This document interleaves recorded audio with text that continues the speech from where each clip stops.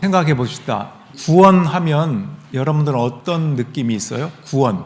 친숙하다라는 느낌이 어떤 분이 있을 수 있고, 어떤 분은 먼 옛날 어떤 종교적인 친숙하지도 않고 멀게 느껴지는 그런 분도 있을 수 있죠. 고행하는 종교들이 있습니다. 열심히 금욕하고 뭔가를 해서 신에게 이르겠다. 예를 들면 오른손을 평생 들고 계신 분도 있더라고요. 앉아서 미라가 되신 분도 있더라고요. 근데 기독교에도 있어요. 5세기쯤에 필러스 세인트라고 해서 기둥의 성자들이라고, 그 대표적인 인물이 시므온이라고 하는 사람인데, 이분은 기둥을 세워놓고 그 기둥에 올라가서 그냥 서서 평생을 있는 거예요. 이게 가능한가요? 대단하죠. 그를 따르는 제자들이 먹을 것도 올려주고 그랬대요. 제자들이 물을 올려주면 그 세수를 한 물이 떨어질 거 아니에요. 사람들이 몰려들어서 그 물을 맞으면 축복받는다고 몰려들기도 했던 그런 일화들이 있습니다. 여러분도 지금 들어서 상상해 봤겠지만 이런 고행은 굉장히 힘들 것 같아요. 그런데 오늘 본문은 하나님의 말씀은 내게 가까이 있다, 멀리 있거나 어려운 것이 아니다, 이렇게 기록하고 있습니다. 마치 아기 곁에 엄마가 항상 있는 것처럼 하나님이 너의 곁에 가까이 계시단다라고 말하는 듯합니다. 오늘 로마서 10장인데 로마서 9장부터 11장까지는 사도 바울이 자기의 동족인 유대인들에 관한 말씀이라고 그랬죠. 그래서 지난주에도 토기장이 이야기도 하면서 하나님의 주권이 어떻다, 아브라함의 자손, 약속의 자손, 이런 말씀을 나눴는데, 지난주 우리 동족 한국인들에게도 큰 사건이 있었습니다. 대통령 탄핵 심판, 파면되는 그런 선고가 헌법재판소에서 있었습니다. 그래서 우리도 이민 생활하면서 떨어져 있지만 우리 한국 민족을 위해서 하나님께서 합력하여 선을 이루어 주십시오라는 마음으로 기도하면 좋을 것 같아요. 사도 바울은 자기의 동족을 위해서 뭘 기도하냐면 10장 1절에 보면 이렇게 얘기해요. 동족을 위한 나의 기도는 그들이 구원을 얻는 일이라, 이렇게 얘기해요. 그러면서 2절 3절에 어떻게 얘기하냐면 그들은 하나님을 섬기는데 열성이 있습니다. 그러나 그 열성은 올바른 지식에서 생긴 것이 아닙니다. 굉장히 안타까운 마음으로 기록하고 있어요. 그들은 하나님의 의를 알지 못하고 자기 자신들의 의를 내세우려고 힘을 쓰므로써 하나님의 의에는 복종하지 않게 되었습니다. 어쩌면 이것은 자전적인 글일 수도 있어요. 본인도 유대인으로서 예수 믿기 전에 어땠죠? 자기의 의에 빠져서 올바른 지식이 아니라 예수 믿는 사람들을 잡아서 옥에 가두면 이게 하나님을 위한 일이라고 핍박했던 사람이 사도 바울이에요. 옛 모습인 나 그대로 아직도 그러고 있는 유대인들, 예수님을 받아들이지 못하고 있는 그들을 향해서 안타까운 마음으로 저렇게 말하고 있어요. 대표적으로 뭐라고 그랬죠? 열성이 있는데, 열정이 있어요. 아주 뜨거움이 있는데 그 열정이 올바른 지식에 생기지 않았다. 속도보다 방향이 중요하다, 이런 말을 하잖아요. 바로 그런 케이스예요. 하나님의 의가 아니라 자기의 의를 세우려고 하나님의 의에 복종하지 않았다. 한번 이런 예를 들어볼게요. 구약 성경을 보면 이스라엘 민족들이 광야에서 배고플 때 하나님이 뭘 내려주셨죠? 만나, 그죠? 그래서 이스라엘 백성들이 아침마다 새벽마다 들에 나가서 만나를 주워다가 먹고 생명을 유지하면서 살았어요. 자, 그러면 퀴즈. 어떤 태도가 맞을까요? 첫째는 만나 때문에 살았다, 만나를 내려주신 하나님께 감사하다. 두 번째, 내가 만나를 힘들게 들에 나가서 주워와서 살았어, 내 덕이야. 첫 번째가 맞아요? 두 번째가 맞아요? 그죠? 첫 번째가 맞는다는 거예요. 하나님이 내려주셔서 그걸 먹고 내가 살았어, 감사, 이게. 근데 왜 이 얘기를 하냐면 자기 의 얘기하느라 그래요. 내가 저기 들판에 내가 걸어가느라고 얼마나 힘들었는 줄 알아? 그거 주워가지고 오느라고 힘들었어. 이거 조리해가지고 어떻게 먹나 몰랐는데 잘 연구해서 먹어가지고 살았어. 내 의, 내가 했다는 거죠. 내가. 구약 성경에 보면 아람 군대 장관이었던 나아만 장군이 나병에 걸렸어요. 한센병, 문둥병을 나병이라고 많이 했거든요. 우스갯소리로 뭐라고 하냐면 나아만 장군이 나병에 걸렸다. 늘 나야. 내가 그랬잖아, 나잖아, 그런 나병에 걸렸다, 이렇게 말하기도 합니다. 만나가 은혜이고 은혜에 감사해서 받아들이는 것이 믿음입니다. 그러니까 같은 선물이어도 그 선물을 받은 나에게 시선을 두는 것과 그 선물을 주신 하나님께 시선을 두는 것과 굉장히 큰 차이라는, 이게 자기 의냐 하나님의 의냐, 이 차이라고 할 수 있습니다. 그렇다면 올바른 지식은 뭘까? 내 의 말고 하나님의 의에 대한 지식이 뭐냐, 이거예요. 사도 바울은 바로 알려줍니다. 로마서 10장 4절, 그리스도는 율법의 끝마침이 되셔서 모든 믿는 사람에게 의가 되어주셨습니다.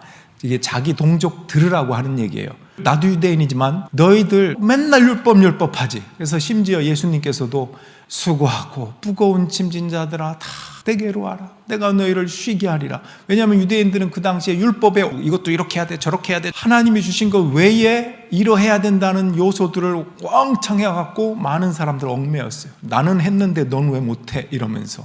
이게 보통 어른들이 자녀들에게 할 수 있는 실수들이 굉장히 많은데 율법주의라고 합니다. 그런 사람들을 보면서 예수님도 수고하고 무거운 짐진 자들아 다 내게로 와라, 이렇게. 그러면서 예수님이 산상수훈에서 율법의 정신에 대해서 다시 해석해 주셔요. 그리고 그런 삶을 사시고 율법의 완성, 율법의 마침이 되신 분이 예수 그리스도고, 그분이 하나님의 의로 이 땅에 선물로 오셨다. 정리하면 올바른 지식은 하나님의 의에 따른 것이고 하나님의 의는 예수님이다. 예수를 믿는 것이 우리가 할 일이다. 정리가 됐습니까? 여기까지? 잘 따라오셨나요? 자, 끝날까요? 아니면 조금 더 갈까요? 사도 바울은 사실 조금 더 가거든요. 네, 조금 더 가보겠습니다. 10장 6절. 여기에 괄호친 부분이 있어요. 이거는 사도 바울이 본인의 설명이고요. 따옴표에 있는 것은 신명기 30장에 있는 모세의 말입니다. 자, 믿음에 근거한 의를 두고 모세가 이렇게 말합니다. 너는 마음속에 누가 하늘에 올라갈 것이냐 하고 말하지 말라. 그것은 그리스도를 끌어내리는 것입니다. 또 누가 지옥에 내려갈 것이냐 하고 말하지도 말아라. 그것은 그리스도를 죽은 사람들 가운데서 끌어올리는 것입니다. 아까까지는 그나마 따라왔는데 이걸 보는 순간 무슨 말이야 도대체 저게, 그럴 수 있죠.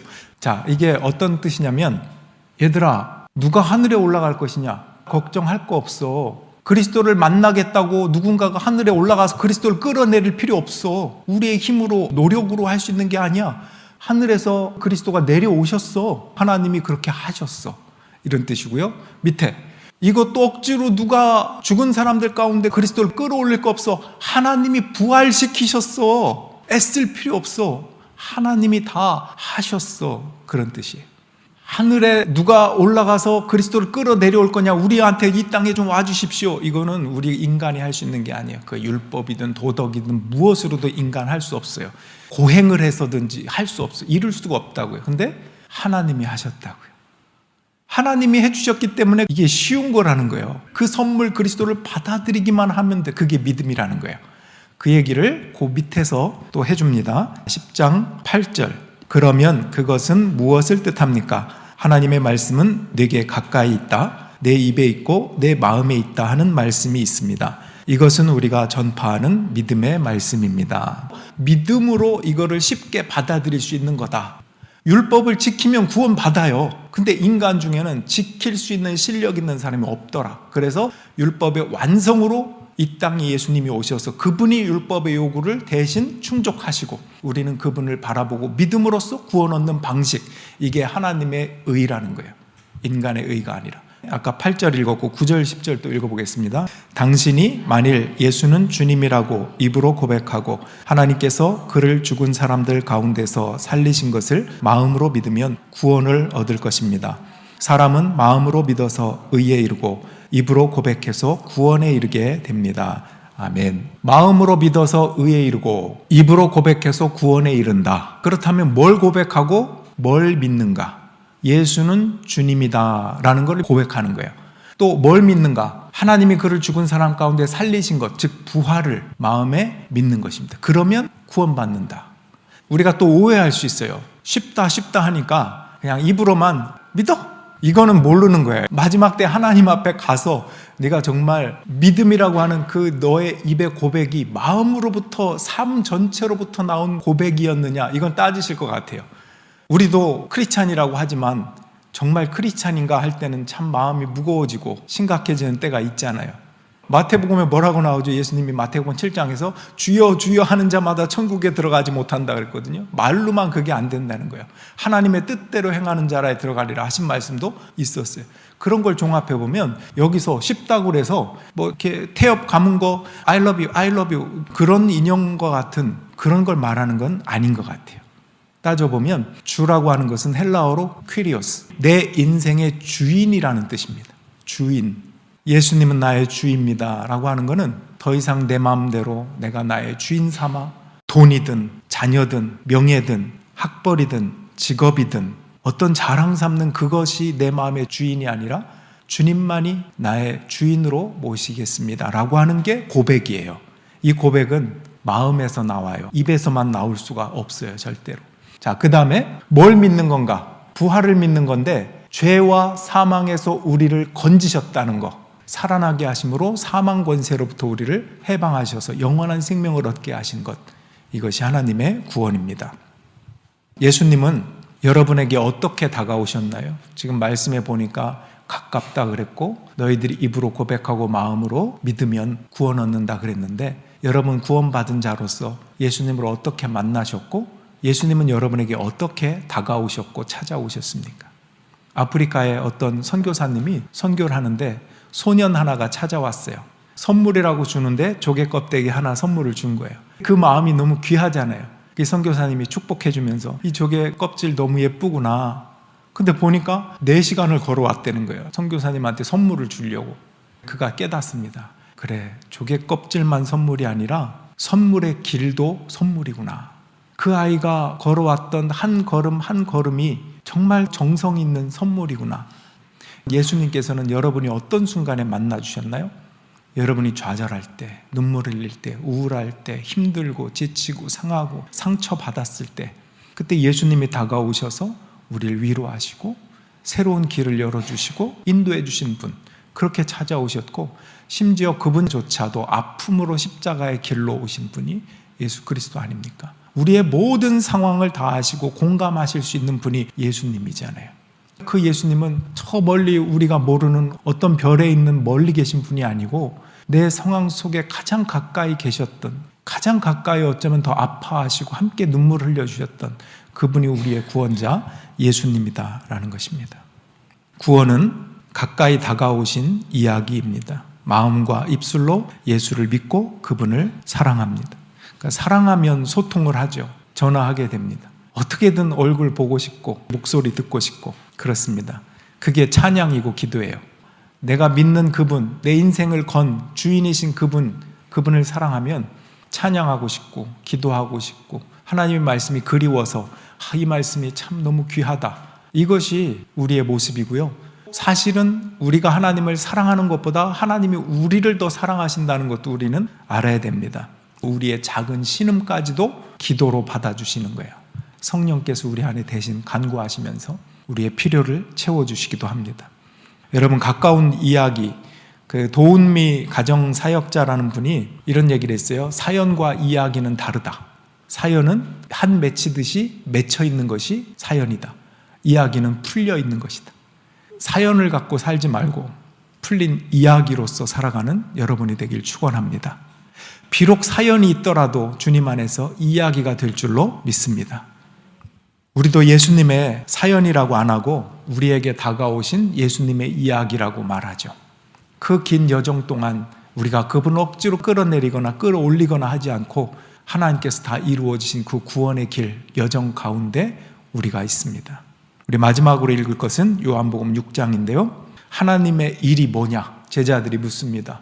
큰 일을 하고 싶은 거예요. 내 열정을 주체할 수 없어. 하나님의 일을 위해서 뭐든지 할 거야. 이런 마음일 때 예수님이 이렇게 얘기하셨어요.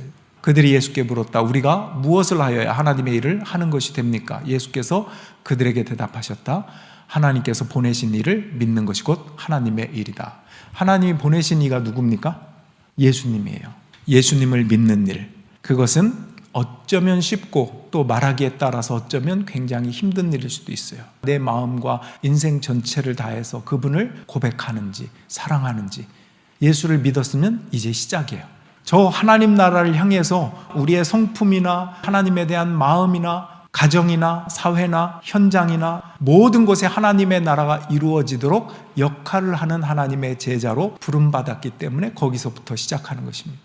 중요한 것은 이 믿음이 올바른 지식 가운데 있지 않거나 자기 의로 믿음을 세우려고 하는 이 출발부터 잘못되면 이 하나님 나라는 임할 수가 없어요. 내가 가는 곳이 다 사단의 나라가 되는 것입니다. 이렇게 중요하다는 거예요. 하나님께서 보내신 일을 믿는 것, 그 믿음이 얼마나 중요한지 이게 하나님의 일이고 그 일로부터 하나님 나라 그 사역들이 시작된단다. 여러분의 삶을 돌아보세요. 여러분이 믿음을 가지고 살아왔던 지난 몇 년, 몇십 년을 돌아보십시오. 여러분 이렇게 잘 살아오셨습니까? 그래도 실망하지 마세요. 하나님은 여러분을 계속 보고 계셨고 걸어온 그 길 가운데 하나님이 준비하신 은혜와 선물들이 굉장히 많이 있었을 겁니다. 그때 이게 은혜였구나 감사를 누리지 못했어도 나중에라도 그때 그거 하나님의 은혜였네.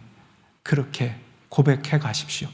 우리는 고통 속에 있을 때 여러 가지 상황과 고통이 많잖아요. 그때 우리는 이걸 피하고 싶은 마음, 그 인간적인 마음이죠. 그럴 수 있습니다. 피하게 해 주십시오. 늘 그렇게 기도할 수 있어요. 그 기도를 들으시죠. 그런데 우리가 조금 더 성숙해 간다면 피하게만 해 주십시오가 아니라 이 고통 속에서도 내가 누릴 수 있는 은혜가 있었군요 하는 것을 발견하게 돼요. 성숙하면서 하나님 앞에 나아가는, 하나님 나라를 이룰 수 있는 모습이 되어가는 우리들의 모습입니다. 예수님은 십자가의 길로 우리 곁에 가까이 오셨습니다. 그 길까지도 선물이라는 것을 기억합시다. 우리의 가까이 입술과 마음에 계시다. 이것을 여러분의 오른손 한번 들어서 마음에 탁 얹어 봅시다. 내 마음에, 내 입술에 계시다. 조용히 눈을 감아 봅시다.